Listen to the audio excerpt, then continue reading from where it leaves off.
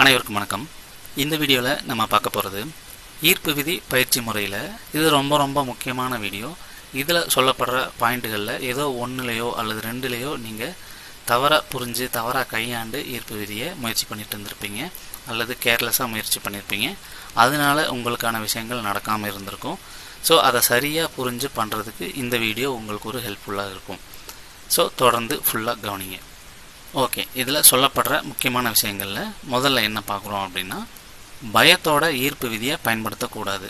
அதாவது நம்மளோட இலக்குகளை சொல்கிறதுலையோ, விஷுவலைசேஷன் பண்ணுறதுலையோ, அஃபர்மேஷன் வைக்கிறதுலையோ, கிராட்டிடியூட் செலுத்துறதுலையோ பயத்தோட இருக்கக்கூடாது. அதே போல் சந்தேகத்தோடையும் அதை அணுகக்கூடாது. இது நடக்குமா நடக்காதா, நடக்காட்டி என்ன பண்ணுறது, நடந்துருமா இல்லை நடக்காதா, இப்படிங்கிற மாதிரி சந்தேகம் பயத்தோட ஈர்ப்பு விதி பயிற்சி முறைகளை பயன்படுத்தக்கூடாது. இப்படி பண்ணால் என்ன ஆகும் அப்படின்னா, ஒன்று நீங்கள் பயத்தோட தயக்கத்தோடு பயன்படுத்தினீங்க அப்படின்னா உங்களோட உணர்வுகளில் அந்த கான்சன்ட்ரேஷன், அதாவது உங்களோட வேண்டுதலில் அந்த வேண்டுதலில் இருந்த வீரியம் கம்மியாயிரும். பயம் இருந்தாலே உங்களோட எனர்ஜியில் வீரியம் இருக்காது. உங்கள் ரெக்வஸ்ட்டோட உங்கள் வேண்டுதலோட வீரியம் பிரபஞ்சத்துக்கிட்ட கம்மியாக போய் சேரும். அவ்வளோ வீரியம் இல்லாத ஒன்றை பிரபஞ்சம் சாதாரணமாக நடத்தி வச்சிடாது, மேக்ஸிமம் நடத்தி வைக்காமையே போயிடும். ஸோ பயம் சந்தேகம் இருந்தது, அதோடு நீங்கள் இந்த பிரபஞ்ச ஈர்ப்பு விதியை பயன்படுத்துகிறீங்க அப்படின்னா உங்களோட ரெக்வஸ்ட், உங்களோட வேண்டுதல், உங்களோட தேவை டைல்யூட் ஆகிடும். அதுக்கு தேவையான எனர்ஜி இருக்காது. ஸோ அதனால் நடக்காமல் போகிறதுக்கு வாய்ப்பு அதிகம். ஸோ அதனால தான் பயம் மற்றும் சந்தேகத்தோட இந்த ஈர்ப்பு விதியை பயன்படுத்தாதீங்கன்னு சொல்கிறது. அடுத்து, ஆசையினாலையுமே இந்த ஈர்ப்பு விதியை பயன்படுத்தக்கூடாது. ஏன் ஆசையினால் பயன்படுத்தக்கூடாது? ஆசைப்பட்டு தான் நம்ம எல்லாத்தையுமே கேட்குறோம். ஆசைப்பட்டு தான் பிரபஞ்சத்துக்கிட்ட எனக்கு இது வேணும் அது வேணும்னு கேட்குறோம். ஆனால் ஏன் அப்படி பண்ணக்கூடாது அப்படின்னா, வெறுமனே ஆசையை மட்டும் முன்னிறுத்தினீங்க அப்படின்னா அங்கே எப்போ நடக்கும், இப்போ நடந்துருமா, அப்போ நடந்துருமா அப்படிங்கிற எப்போ நடக்கும் அப்படிங்கிற ஒரு அர்ஜென்ட்லேயே இருப்பீங்க, எதிர்பார்த்துட்டே இருப்பீங்க. இப்போ நடக்குமா, இப்போ நடக்கலை, அப்புறம் எப்போ நடக்கும் அப்படின்ற ஏமாற்றம், மறுபடியும் எதிர்பார்ப்பு, மறுபடியும் ஆசை, மறுபடியும் ஏமாற்றம் அப்படின்னு மாற்றி அந்த உணர்வு நிலைகள் மாற்றம் அடைகிறதுக்கு வாய்ப்பு அதிகம். ஸோ அதனால ஆசையை மட்டும் முன்னிறுத்தி இந்த ஈர்ப்பு விதியை பயன்படுத்தாதீங்க. ஆனால் இதுவே நீங்கள் உண்மையிலேயே எனக்கு இது தேவை, எனக்கு இது விருப்பம், இதை நீ பண்ணி கொடு, இதில் நான் சந்தோஷமாக வாழ்கிறேன், இதை எனக்கு கொடுத்ததுக்கு நன்றின்னு நேர்மையாக பயம் இல்லாமல் சந்தேகம் இல்லாமல் அதை அணுகும்போது உங்கள் எனர்ஜி முழுமையாக, அந்த ரெக்வஸ்ட் முழுமையாக பிரபஞ்சத்துக்கு போய் அதை நடத்தி கொடுக்கறதுக்கான பாசிபிலிட்டி ரொம்ப அதிகமாயிரும். அடுத்து, நீங்கள் என்ன தான் ப்ராக்டிஸ் பண்ணாலும் சரி, விஷுவலைசேஷன், கிராட்டிடியூட், அஃபர்மேஷன், மேனிஃபெஸ்டேஷன் என்ன பண்ணாலும் சரி, போர்டு எழுதுறது, சொல்கிறது, வேறு என்ன டெக்னிக் பண்ணாலும் சரி, ஹோப்போனோபோனோ, 555, 999, 369 இல்லை மெடிடேஷன் என்ன பண்ணாலும் சரி, எல்லாத்தையும் விட ரொம்ப முக்கியமானது நம்மளோட மனநிலை, நம்மளோட ஐடியாலஜி.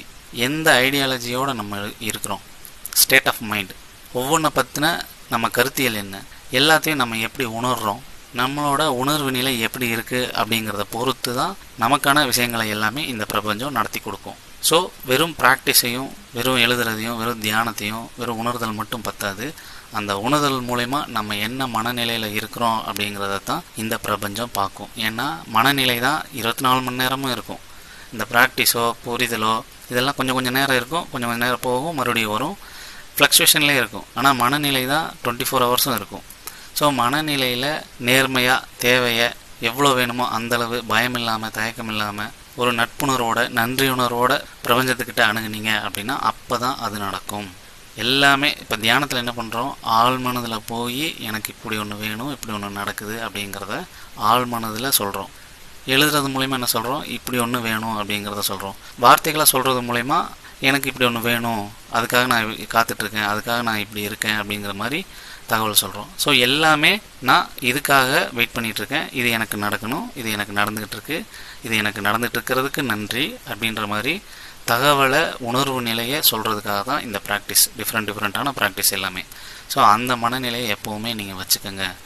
24 ஹவர்ஸும் உணர்வு நிலையில் இருந்தது அப்படின்னா உங்களுக்கு அது ஹெல்ப் பண்ணி ஆகும். எப்படினாலும் மனுஷன் திருப்தியாக வாழ்கிறதுக்கு தான் நம்ம படைக்கப்பட்டிருக்கோம். அதுக்கு தேவையானதை பிரபஞ்சம் கண்டிப்பாக கொடுக்குங்கிறத நம்பி நீங்கள் வாழ ஆரம்பிங்க, உங்களுக்கு கண்டிப்பாக கிடைக்கும். அடுத்து, நிறைய பேர் எனக்கு இது வேணும்னு வேண்டுவாங்க, ஆனால் செயல்முறைகளில் நடைமுறை வாழ்க்கையில் அதுக்கு எதிர் செயலை செஞ்சுக்கிட்டு இருப்பாங்க. பணத்து மேலே பெரிய ஈர்ப்பு இருக்காது, ஆனால் தொழில் பண்ணிகிட்டு இருப்பாங்க. பணத்து மேலே ஈர்ப்பு ஒரு அக்கறை இருக்காது, ஆனால் ப்ரமோஷனுக்கு எதிர்பார்த்துட்டு இருப்பாங்க. இப்படி நினைக்கிறது ஒன்று, செயல் ஒன்றா இருக்கும்.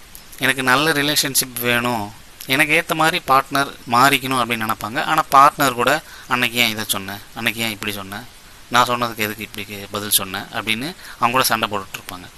ஸோ செய்கிறது ஒன்று, வேண்டுறது ஒன்று அப்படின்னு அந்த காம்ப்ளிகேஷன் இருக்குது, மாறுபாடுகள் இருக்குது அப்படின்னா அப்பயுமே நீங்கள் நினைக்கிறது நடக்காது, பிரபஞ்சம் நடத்தி கொடுக்காது. ஏன்னா செயல் ஒன்று, உள்ளுக்குள்ளே உங்களோட தாட்ஸ் திங்கிங் வேறு மாதிரி இருக்குது. நிறைய பேரை நம்ம பார்த்துருப்போம், பணம்லாம் பெருசாக சம்பாதிக்க வேணாம், இருக்கிறது போதும், பணத்தை வச்சு என்ன செய்ய போகிறோம், நமக்கு கஷ்டம்தான், இருக்கிறது போதும், பெரிய ஈர்ப்பு இல்லை அப்படின்னு சொல்லுவாங்க. ஆனால் பெரிய ஒரு தொழில் பண்ணணும்னு நினச்சிட்ருப்பாங்க, ஒரு பெரிய ஒரு ஜாபுக்கு ட்ரை பண்ணிகிட்ருப்பாங்க, கௌரவமாக கெத்தாக வாழணும்னு நினச்சிட்ருப்பாங்க. ஸோ இது காம்ப்ளிகேட்டடான தாட்ஸ். நம்ம நல்லா வாழணும், அதுக்கு தேவையான பணமும் வேணும், செயல்படுறதுக்கு நல்ல தொழிலும் வேணும். ஸோ இப்படி எது வேணுமோ அதையும் கேட்கணும், அதுக்கேற்ற மாதிரி குணங்களையும் வளர்த்துக்கணும், அந்த குணத்துக்கு ஏற்ற மாதிரி செயல்களையும் செய்யணும். இந்த மூணும் கம்பைன் ஆனால் தான் நீங்கள் நினைக்கிறது குயிக்காக நடக்கும், இல்லைன்னா நடக்கிறதுல தாமதம் ஏற்படும், இல்லை தடையாயிடும். அடுத்து நடைமுறையில் யதார்த்த வாழ்க்கையை கையாள கற்றுக்கணும். இது எப்படின்னா, நீங்கள் வேலைக்கு போகிறீங்க, ஆஃபீஸில் சண்டை நடக்கும், அப்புறம் ப்ரொமோஷனை பற்றி பேசுவாங்க, இல்லை நீங்கள் பண்ணுற வேலையில் ஏதாவது டெக்னிக் தெரியாமல் இருக்கும், ஏதாவது படிக்க வேண்டியது இருக்கும், சீனியர்கிட்ட எக்ஸ்பீரியன்ஸ் கேட்க வேண்டியிருக்கும். அப்புறம் வீட்டுக்கு வருவீங்க, வீட்டில் ஒரு சித்தப்பா பையன் ஏதாவது பிரச்சனை பண்ணியிருப்பான், செய்முறை வந்திருக்காது, அடுத்து ஏதாவது ஒரு ஃபங்க்ஷன் இருக்கும். இந்த மாதிரி நிறைய பிரச்சனைகள்லாம் இருக்குல்ல. இந்த பிரச்சனைகளோட கான்சன்ட்ரேஷன் உங்களுக்கும் இந்த பிரபஞ்சத்துக்கும் இருக்கிற அந்த உறவு நிலையை பாதிக்கிற மாதிரி இருக்கும்.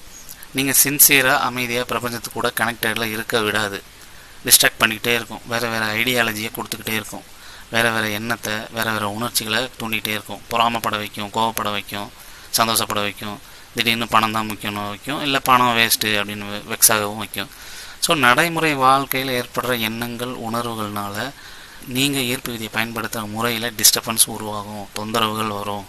அதை எல்லாத்தையுமே சரியாக கையாள கற்றுக்கணும், சரியாக புரிஞ்சுக்க தெரியணும். புரிஞ்சுக்கிட்டு கையாள கற்றுக்கிட்டு பிரபஞ்சத்தோடு கனெக்டடாக இருந்து வேண்டுதலை வச்சிங்க அப்படின்னா அது சீக்கிரமாக நடக்கும். ஸோ இதுதான் ரொம்ப முக்கியமான பாயிண்ட்டு. நடைமுறை வாழ்க்கையை சரியாக கையாண்டால் மட்டும்தான் ஈர்ப்பு விதி மூலமா சீக்கிரமாக செயல்கள் நடக்கும். அதே போல் பிரபஞ்சத்துக்கு கூட நம்ம எப்போவுமே நன்றி உணர்வாக இருக்கணும், நட்புணர்வாக இருக்கணும். இது பேசிக்காக இருக்கணும், ப்ராக்டிஸாக பண்ணக்கூடாது. இயற்கைன்றதே, இந்த பிரபஞ்சங்கிறதே எவ்வளோ உயிர்களை படைச்சிருக்கு, என்னென்ன செயல்கள் நடந்துகிட்ருக்கு, பூகம்பம், காற்று, மழை, சயின்டிஸ்ட்டு, அரசியல், ஒரு கிருமி, குழந்தை, என்னென்னமோ நடக்குது.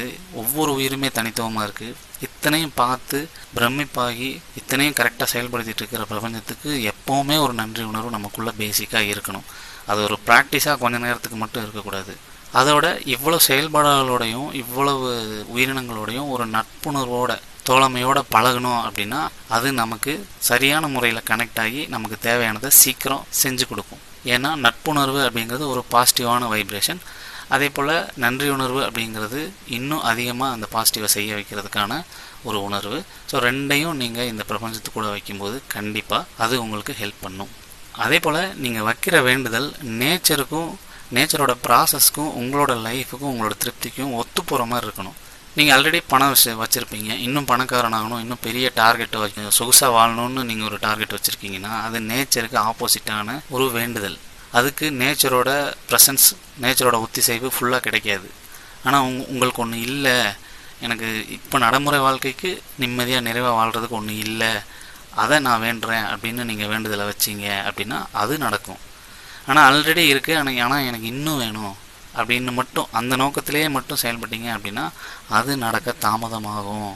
அதுக்கு பதிலாக உங்களோட மற்ற செயல்களில், தொழிலில், வேலைகளில், இல்லை தனிப்பட்ட வெறுப்புகளில், தனிப்பட்ட விருப்பங்கள்னால நீங்கள் செயல்களில், சேவைகளில், உதவி செய்கிறதுல, இல்லை ஏதாவது உருவாக்குனீங்கன்னா அதில், அந்த விஷயங்களில் நீங்கள் தீவிரமான வேண்டுதலை வச்சு அதில் நிறைய விஷயங்களை தெரிஞ்சுக்கிட்டு எக்ஸ்பீரியன்ஸ் ஆகி அதில் ஏதாவது 4 பேர்த்துக்கு உதவுற மாதிரி அதில் ஏதோ ஒன்று புதுசாக உருவாக்கி கண்டுபிடிக்கிறீங்க அப்படின்னா அது மூலமா உங்களுக்கு ஒரு எக்கனாமிக் வரும், அது மூலமா புகழ் வரும். ஸோ அதுவே உங்களுக்கு போதுமான நிறைவான லைஃப்பை தரும். ஆல்ரெடி பொருளாதாரத்தில் ஓரளவு நிறைவாக இருக்கிறவங்க மறுபடியும் இன்னும் பொருளாதாரத்தை நோக்கி ஓடாமல் செயல்பாடுகளில், தொழிலில், வேலையில், உருவாக்கத்தில் கவனம் செலுத்தினீங்கன்னா உங்களுக்கு தேவையான புகழ், பொருளாதாரம் இன்னும் எக்ஸ்ட்ரா வந்து சேர்ந்துடும். அதை பற்றி ஒரே இல்லை. இதை ஏன் சொல்கிறோம் அப்படின்னா, ஓவராக புகழுக்கும் பணத்துக்கும் மட்டும் போய்கிட்டே இருந்தால் ஆல்ரெடி இன்னொரு பக்கம் ரொம்ப மோசமான மக்கள், பொல்யூஷனான என்விரான்மெண்ட்டு, போட்டியை மட்டுமே உருவாக்குற மனநிலை, இரக்கமில்லாத மனநிலை, இப்படியான சூழ்நிலைகள்லாம் உருவாகிறதுனால இது டோட்டலான ஆப்போசிட்டாக இருக்கிறதுனால இயற்கையில் அந்த பேலன்சிங் நடக்காது. அப்போது அந்த டயத்தில் நீங்கள் இதே மாதிரி எண்ணுனீங்க அப்படின்னா அந்த இன்சிடெண்ட் நடக்கிறதுக்கு தாமதமாகும். அதனால தான் இதை நம்ம சொல்கிறது. அடுத்து, உங்களுக்கு சரியான பொருத்தமான முறையை தேர்ந்தெடுங்க. அது தியானமா, இல்லை விஷுவலைசேஷனா, இல்லை எழுதுறதா, இல்லை மந்திரம் சொல்கிறதா, எது உங்களுக்கு பொருத்தமாக இருக்கோ அதை தொடர்ந்து டெய்லி செய்யுங்க. ஒவ்வொருத்தருக்கும் ஒவ்வொரு டெக்னிக் செட் ஆகும். ஹோப்போனோபோனோ டெக்னிக்கு, 555 டெக்னிக்கு, 369 டெக்னிக்கு, 111 டெக்னிக்கு, பிரம்ம முகூர்த்தத்தில் எந்திரிச்சு செய்கிற டெக்னிக்கு, வார்த்தைகளில் சொல்லப்படுற முறை, இப்படி எந்த முறையிலெல்லாம் நீங்கள் அதிகமாக ஈர்க்கப்பட்டு உங்களுக்கு வேலை செய்கிற மாதிரி தெரியுதோ அந்த முறையை கையில் பிடிச்சி அது மூலயமாவே நீங்கள் எல்லாத்தையுமே வேண்டலாம். அதுவே உங்களுக்கு எல்லாத்தையுமே கொண்டு போகும்.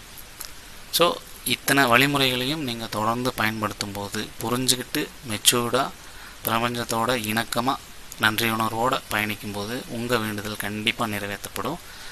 அப்படி நிறைவேற்றப்படுற வேண்டுதல்கள் எல்லாருக்கும் நன்மை தர்றதாக இருக்கும். ஸோ இதில் ஏதாவது டவுட்ஸ் இருந்தால் கமெண்ட்ஸில் போடுங்க. உங்களுக்கு தொழில் அண்ட் வேலையில் ஏதாவது கைடன்ஸ் தேவை அப்படின்னா நம்மளை தொடர்பு கொள்ளுங்கள்.